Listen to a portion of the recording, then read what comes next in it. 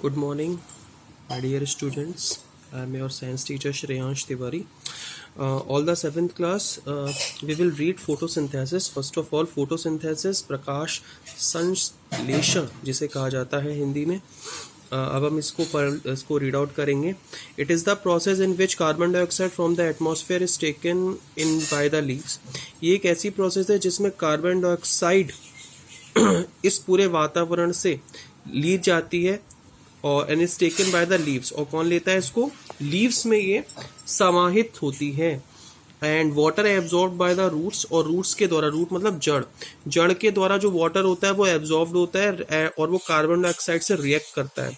और किसके प्रेजेंस में? सूरज की रोशनी में, सनलाइट में, जिससे वो एक स्टार्च और ऑक्सीजन प्रोड्यूस करते हैं, मतलब बनाते हैं. स्टार्च को पौधे के अलग अलग हिस्से में स्टोर किया जाता है और ऑक्सीजन इस पूरे एटमॉस्फेयर में रिलीज होती है. The reaction that take place can be written as. आप देखो किसको रिएक्शन कैसे लिखते हैं. कार्बन डाइऑक्साइड जो अभी बताया था वही इसको हम लोग अब डिफरेंट वे में लिख रहे हैं. कार्बन डाइऑक्साइड जो कि एयर में थी वो वाटर के साथ मेजर अप हुई फ्रॉम द सॉइल. फिर ये दोनों जोड़ के इन्होंने क्या रिलीज किया, क्या प्रोड्यूस कर रहे हैं लोग?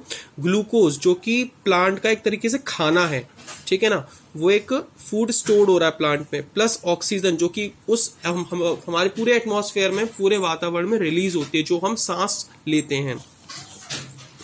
Thus, the process of using the energy in sunlight to convert water and carbon dioxide into carbohydrate, starch and oxygen is called photosynthesis. और यही ऐसी प्रोसेस होती है जिसमें सनलाइट से निकलने, सूरज की रोशनी एक वाटर में कन्वर्ट होके, कार्बन डाइऑक्साइड में कन्वर्ट होके कार्बोहाइड्रेट जिसको स्टार्च कहा जाता है उसमें चेंज अप होती है और ऑक्सीजन रिलीज करती है. और इसी प्रोसेस को फोटोसिंथेसिस और हिंदी में प्रकाश संश्लेषण कहा जाता है. अब हम नेक्स्ट टॉपिक पढ़ेंगे इसका, necessary condition and factors affecting for photosynthesis. अब फोटोसिंथेसिस के कुछ फैक्टर्स और कुछ कंडीशंस के बारे में हम लोग पढ़ेंगे, तो इसको रीड आउट करते हैं. The presence of a green pigment called chlorophyll.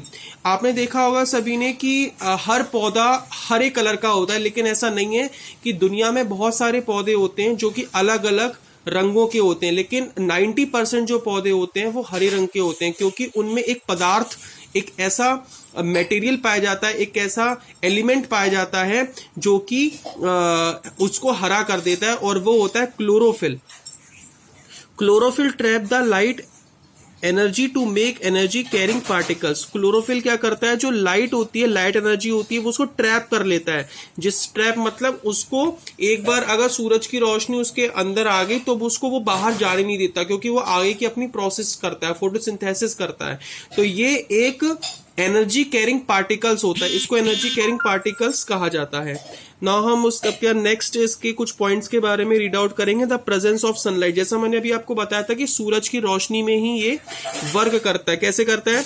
As a light intensity is increase, the rate of photosynthesis increase almost linearly. जैसे इसमें बताया गया है कि जैसे जैसे लाइट की इंटेंसिटी इंक्रीज होती है, मतलब सूरज की रोशनी और ज्यादा तेज होती है, तो रेट ऑफ फोटोसिंथेसिस भी इंक्रीज होता है. मतलब कि जो फोटोसिंथेसिस की जो प्रोसेस है वो भी और तेजी से होती है. जैसा आपने देखा होगा कि गर्मियों में अगर हम पेड़ पौधों को पानी डालेंगे और सूरज की रोशनी अगर प्रॉपर अगर पेड़ पौधों पर आए तो वो जल्दी जल्दी बढ़ते हैं. वो इसी वजह से बढ़ते हैं क्योंकि सूरज की रोशनी पूरी प्रॉपर उन्हें मिल रही है, और फिर हम उनको वाटर भी दे रहे हैं, जिसकी वजह से वो जल्दी जल्दी उनका ग्रो अप होना शुरू हो जाता है.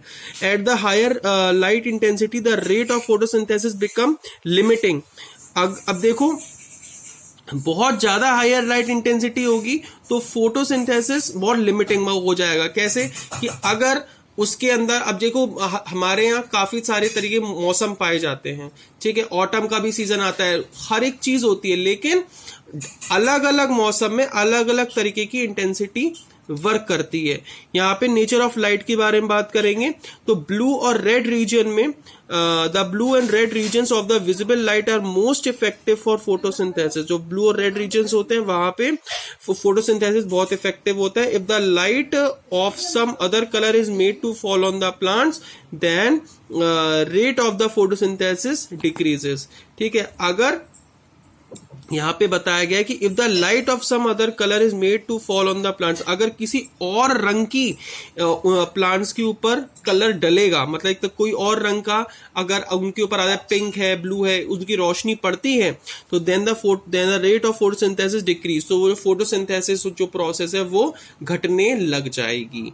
तो ये थोड़ा सा इसमें समझने वाला टॉपिक है। तो यहां तक आज हमने इसको रीड आउट कर लिया है। सभी लोग ये यहाँ तक मार्क लगा लेंगे। देन एक होमवर्क मैं अभी आपको यहाँ पे दिखा दे रहा हूँ कि जैसा आपको मैंने बताया था कि जिस बच्चे ने भी इसके कीवर्ड्स नहीं लिखे हैं वो सभी बच्चे इसके कीवर्ड्स लिख लें जैसे इसमें बताया गया है। ओके, इसके आपको मल्टीपल चॉइस क्वेश्चंस करने हैं, ओनली 5 क्वेश्चंस करने हैं, जैसे मैं आपको यहाँ पे शो कर रहा हूँ। ये सभी आपको अपनी कॉपी में लिखने हैं, multiple choice questions 1 to 5 all. Thank you so much.